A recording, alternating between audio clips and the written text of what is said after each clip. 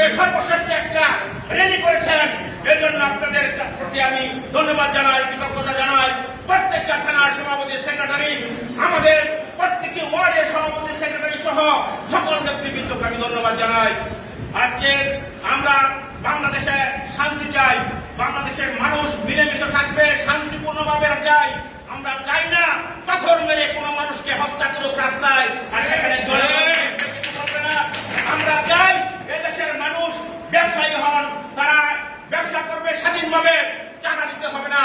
Garments factory ওই চাঁদাবাজ লুটপাটকারীদের কাছে জিম্মি হবে না। আমরা শান্তিপূর্ণ দেশ চাই, তার জন্য দরকার জাতীয় পার্টিকে।